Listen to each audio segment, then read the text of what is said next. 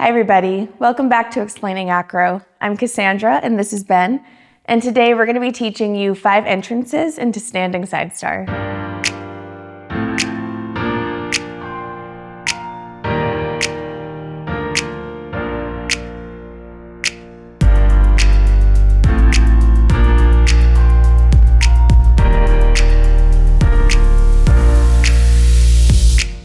Standing side star is a surprisingly accessible skill that looks great in both photos and in performances. While we consider it to be appropriate for both beginners and intermediates, it probably shouldn't be the first overhead lift that you do, though it can totally be the second.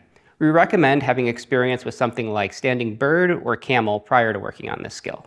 Before we start, it can be good to review side star position in L-basing, especially if you're learning it or aren't completely comfortable or familiar with it. So to get started, flyers, we're gonna start with a plank position.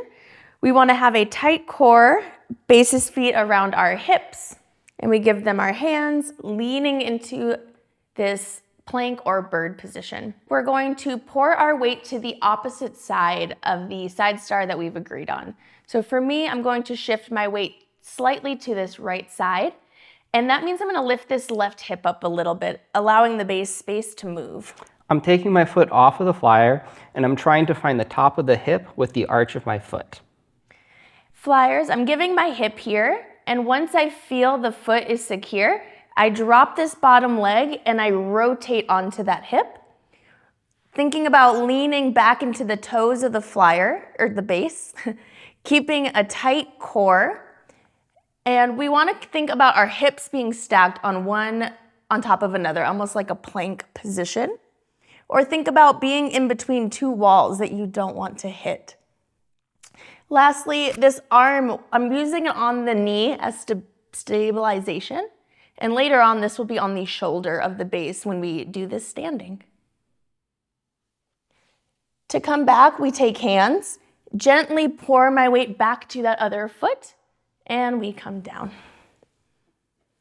We recommend being able to hold this comfortably for about 10 seconds before trying any of these entrances that we're about to do. The first entrance that we're going to teach you is probably the most common one that you're going to see at jams or in classes. While it's not the most technically complex for the flyer, it does require a bit more strength and technique than some of the other entrances that we're going to show you later. For this entrance, we're actually going to start from a high bird. I don't care how we get into it, but for simplicity, we're going to just jump in.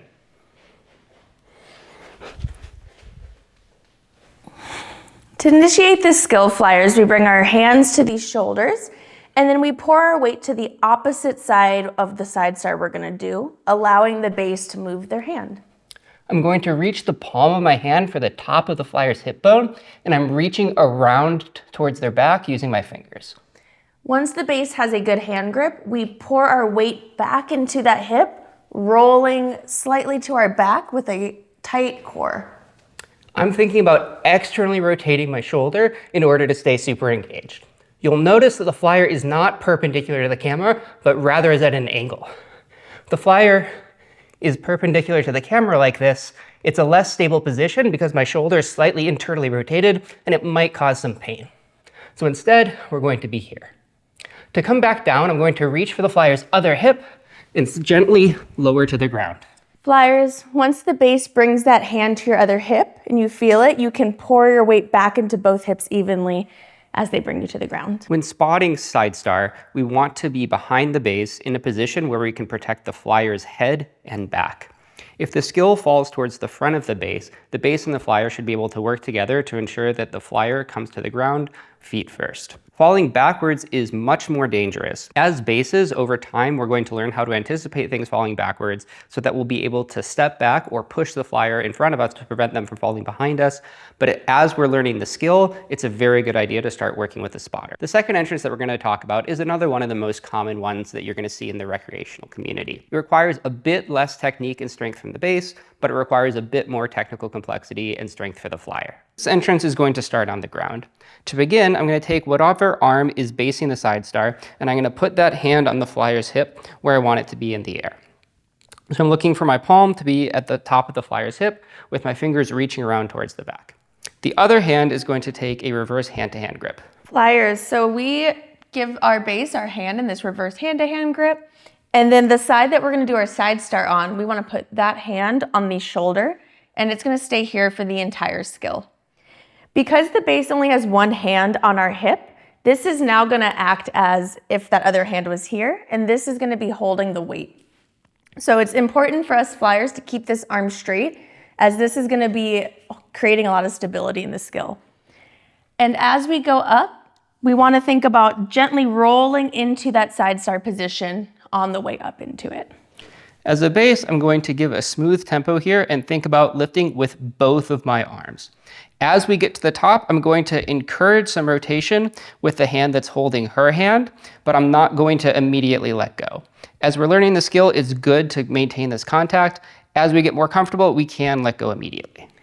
And flyers, last thing here is because there aren't that many point of contacts on our midsection, it's really important to keep the core tight and engaged as we go up into this skill.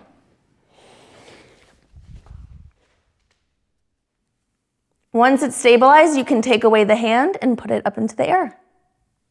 To come back down as before, I'm reaching for the hip and gently lowering the flyer to the ground. This is a fun entrance that looks great both on video and in performances. It looks complicated, but it's surprisingly intuitive once you try it once or twice. Flyers, if you had trouble keeping your arms straight on the previous entrance, you'll find that this one is a little bit easier because you're able to put a lot of weight in the bottom leg and use your arms less. Bases, this is actually the entrance that requires the least amount of strength because you only have to lift your bottom arm to just above the hip, and you can shorten the range of motion for that top arm by squatting nice and low. To get started for this entrance, flyers, we're gonna start by facing our base, and then we're gonna be giving them the bottom leg that would be in our side star. So for this side star, that would be my left, and I'm gonna cross it behind me and flex this foot. As a base, I'm taking basically a foot to hand grip with this foot, and this hand is reaching towards the hip as before. I'm not going to be super flat on it. Instead, my hand is a little bit more open and I have the webbing of my hand kind of on the hip. And now flyers, once we're in that position, as we jump into side star, we're going to put weight into that foot that the base is holding, and we're going to unthread into our side star. I'm thinking about getting nice and low, and as I lift, my bottom arm is coming basically just to my hip and going across my body as I'm pushing up with the arm that the flyer is on. A lot of times, I'll see bases either lift that arm too high and kind of push the flyer off, or they won't move it across the body, and the flyer will be in an awkward folded position. To get started, flyers, we're gonna wanna really push down into these shoulders as we jump up into this side star position. And make sure we engage this bottom leg and straighten it so that the base can push up into it, helping us into position. Here we're unthreading, straightening that bottom leg. I'm using my bottom arm to support that leg, and then as we're comfortable, I can take it away. To come back down, I can grab that foot again. Flyers, we bring our arms back to the shoulders and thread that top leg back through. This next entrance is one that we don't see a lot, but we really like it because it looks surprising. It seems like it's about to go to bird, but at the last second, it becomes a side star. It requires a decent amount of strength from the base, but in terms of technical complexity, it's pretty low. For flyers, it doesn't require much strength, and we also like that it is an excellent progression into the last entrance that we're going to cover. This entrance is a combination of the first two entrances that we did. The actual mechanism of having the flyer turn into the side star is exactly the same as going from bird to side star. However, this time we're going to have that push like we did when we were holding the flyer's arm. To set up for this, we're going to set up with our hands like we're in bird, except I'm going to take my right hand here and put it on the flyer's hip so that we're able to end up in a side star. Flyers, this is very similar to that first entrance where we started in high bird and then went to side star. We're just combining it all into one movement.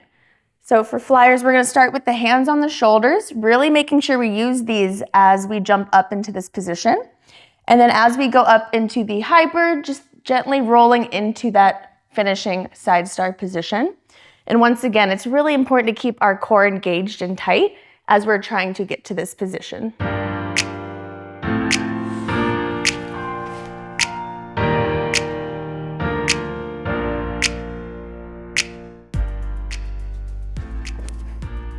This final entrance is another fun and performative entrance into side star that is done from a rock and roll.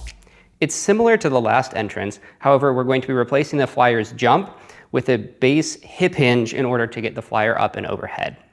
It actually requires less strength than the previous entrance, but is more technically complex for both base and flyer. To learn this entrance, we're first going to explain how the rock and roll works. So as a base, I'm going to have my hands on the sides of the flyer's hips, kind of symmetrically.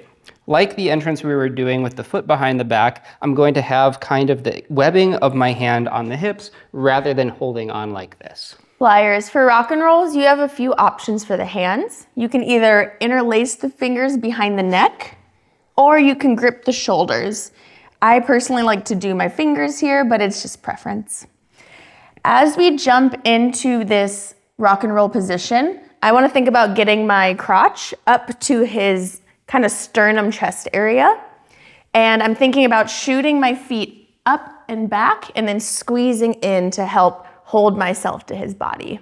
As we jump together, I'm thinking about helping her jump up, and then I'm pulling her towards me. And as those legs get underneath my armpits, I'm squeezing them. As she makes contact with me, I'm thinking about shooting my hips back while keeping my core tight and allowing my chest to drop. To come back up, I'm using the elasticity of my hamstrings and driving the hips forward. I'm being careful not to get exaggerated with my arms and move them too soon, but rather let the hips lead the movement and then let the arms follow. We're going to start by just doing a rock and roll to the supported bird position, where I'm holding onto the sides of her hips rather than like a traditional standing bird, and she's going to keep contact with my shoulders the whole time. This last thing here, in this rock and roll position, we want to make sure we're compressed and we're in a tight, engaged, compressed position, as that's going to help us as we go to these skills out of the rock and roll.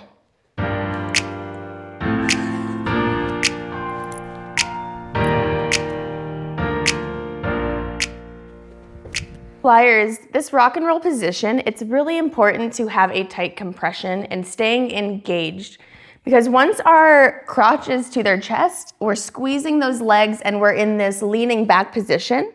The base is going to hip thrust, and from there we want to stay compressed, helping pull ourselves on top of the shoulders and push down with our arms. And then that's going to allow us to then unravel from that compression into our bird or high side star.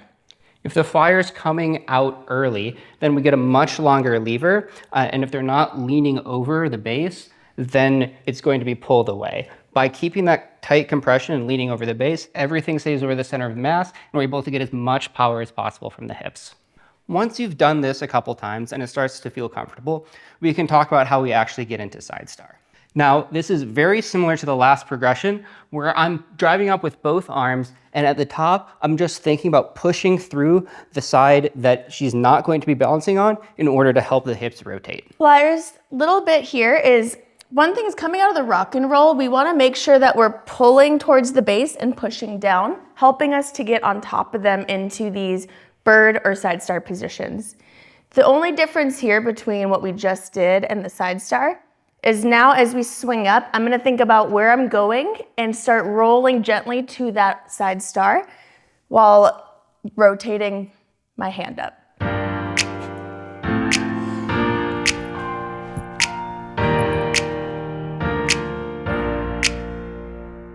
Thanks for watching. Let us know your favorite side star entrance in the comments down below, and leave a like if you enjoyed the video. Subscribe for more videos like this in the future. To come back down, I can grab that foot again. Flyers, we bring our arms back to the shoulders and thread that top leg back through. So I can just cut the audio from that mic.